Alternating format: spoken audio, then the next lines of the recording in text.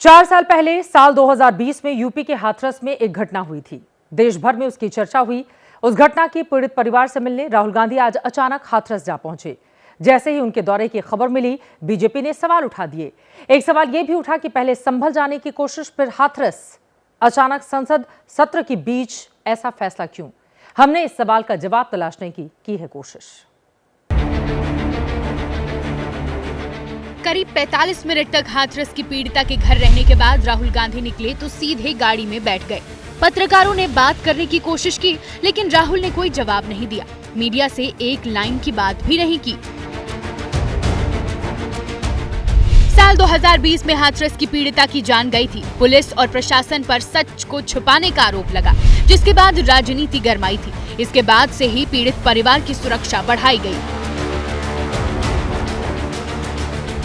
बताया जा रहा है कि पीड़ित परिवार ने राहुल गांधी सहित सत्ता पक्ष और विपक्ष के कई नेताओं को जुलाई में चिट्ठी लिखकर मदद की गुहार लगाई थी। राहुल ने 5 महीने बाद समय निकाला। परिवार से मिलने आए, हम लोगों से बातचीत की। जो उन्हें लेटर लिख के दिया तो वो आज हमारे बीच में आए, हम लोगों की बात सुनी, क्योंकि वो इंसान है। बाकी लोग नहीं सुन रहे, वो हमें जानवर समझते हैं। शायद वो हमें इंसान समझते हैं, इसलिए हम लोगों की परेशानी को और परिस्थितियों को देखने के लिए आए। राहुल ने सोशल मीडिया पर पोस्ट करते हुए सरकार पर सवाल उठाए और कहा कि परिवार को न्याय दिलाकर रहूंगा। ये तो रही पीड़ित परिवार से राहुल की बात और मुलाकात की कहानी। अब यूपी की हिरासत में इस मुलाकात पर सवाल उठ रहे हैं। बीजेपी कह रही है राहुल राजनीति कर रहे हैं। राहुल गांधी जी के अंदर कोई विजन नहीं है। कभी संभल, कभी हाथरस, कभी और कोई ऐसे विषय लेकर के आते हैं जिसमें देश श्री राहुल गांधी जी के प्रति, देश क्या कहूं मैं, कांग्रेस पार्टी का भरोसा भी श्री राहुल गांधी जी से उठ गया।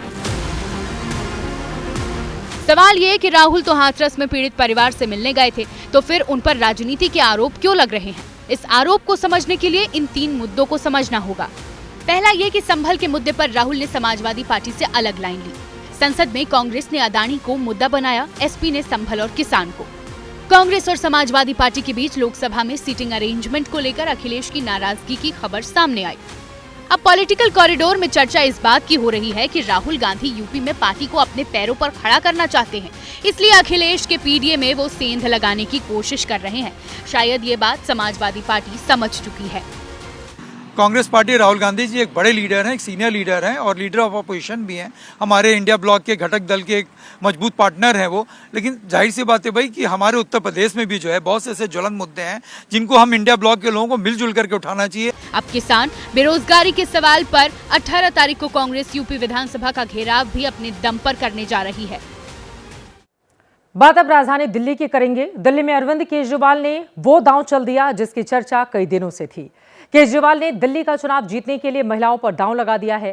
फ्री बिजली और फ्री पानी की अपार सफलता के बाद अब केजरीवाल ने महिलाओं के खाते में पैसे भेजने का ऐलान किया और आज से स्कीम की शुरुआत भी कर दी। केजरीवाल जो ठान लेता है वो करके रहता है, फिर कोई दुनिया की कोई ताकत नहीं रोक सकती।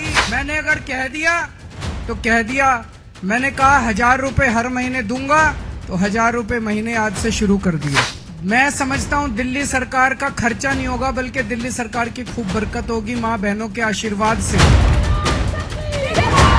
चुनाव से ठीक पहले दिल्ली के पूर्व सीएम अरविंद केजरीवाल ने वही दाव आजमाया जिसका स्ट्राइक रेट जीत के लिहाज से देश में सबसे बेहतर है। और चुनाव के बाद आपका ये वाली योजना जो 1000 रुपए की आज पास की है, इसको बदल के 2100 रुपए करेंगे। और चुनाव के बाद आपके अकाउंट में 1000 रुपए नहीं आएंगे, आपके अकाउंट में 2100 रुपए आएंगे। दिल्ली के महिला वोटरों को लुभाने के लिए केजरीवाल ने महिला सम्मान योजना की शुरुआत कर दी है। इस योजना के तहत 18 साल से ऊपर की महिलाओं को हर महीने 1000 रुपए दिए जाएंगे। बाकायदा इसका रजिस्ट्रेशन भी शुरू हो गया है। मैं अकाउंट्स का जादूगर हूँ।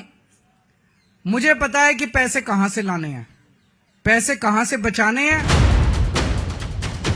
दिल्ली में फरवरी महीने में चुनाव होने हैं। जनवरी के पहले हफ्ते में तारीखों का ऐलान होगा।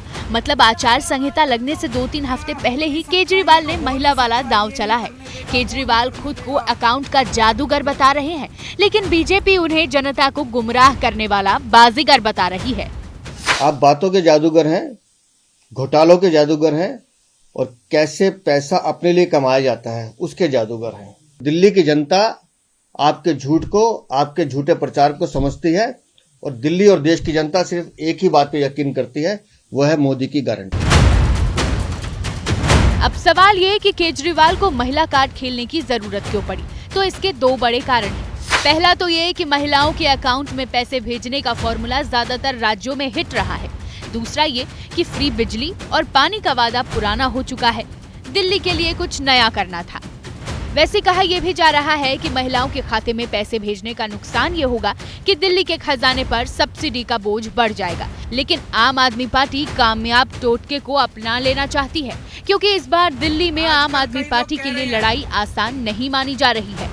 फ्री बिजली पानी का वादा अब पुराना पड़ चुका है। लोकसभा चुनाव के नतीजे भी पार्टी देख चुकी है। 10 साल की एंटी इनकम्बेंसी हावी ना हो जाए, इसलिए उम्मीदवार लगातार बदले जा रहे हैं। अब तक 1 दर्जन से ज्यादा विधायकों को बेटिकट किया जा चुका है। महिला वाला फॉर्मूला इसलिए भी आजमाया जा रहा है क्योंकि अभी महाराष्ट्र में महायुति और झारखंड में इंडिया गठबंधन की वापसी इसी महिला कार्ड से हुई है।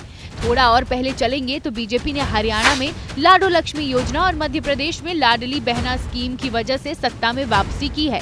दिल्ली में करीब 67 लाख महिला वोटर हैं। 38 लाख महिलाओं को आप सरकार की इस योजना का फायदा मिल सकता है। दिल्ली में महिला और पुरुष वोटर लगभग बराबर संख्या में वोट करते हैं।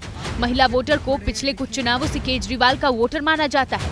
इस स्कीम से केजरीवाल ने उन वोटरों को चुनाव के लिए सेव करने की कोशिश की है।